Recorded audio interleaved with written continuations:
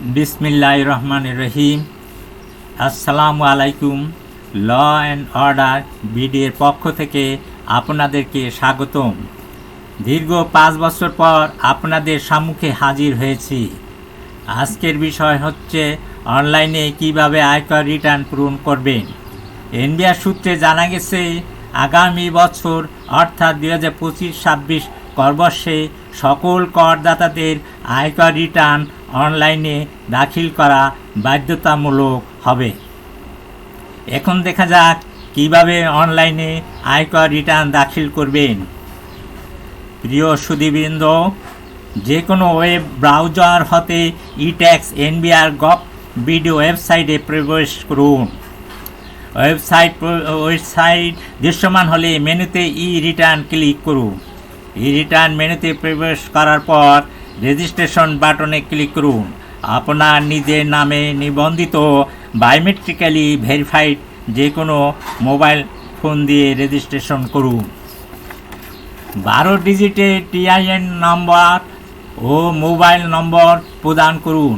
এরপর নির্দিষ্ট ঘরে ক্যাপচা টাইপ করে ভেরিফাই বাটনে ক্লিক করুন। 6 ডিজিটের ভেরিফিকেশন কোড প্রবেশ করে পছন্দ মতো পাসওয়ার্ড প্রদান করুন। পাসওয়ার্ড কমপক্ষে 8 ডিজিটের হতে হবে এবং কমপক্ষে একটি ক্যাপিটাল লেটার, একটি নাম্বার ও একটি স্পেশাল ক্যারেক্টার যেমন স্টার, @ এবং পার্সেন্টেজ ইত্যাদি থাকতে হবে। পাসওয়ার্ড প্রদান সম্পন্ন হলে সাবমিট বাটনে ক্লিক করুন। রেজিস্ট্রেশন সফলভাবে সম্পন্ন হলে সাইন ইন বাটনে ক্লিক করুন। 12 ডিজিটের টিআইএন নাম্বার, পাসওয়ার্ড এবং ক্যাপচা টাইপ করে সাইন ইন বাটনে ক্লিক করুন। করদাতাদের প্রাথমিক তথ্যাদি দৃশ্যমান হবে।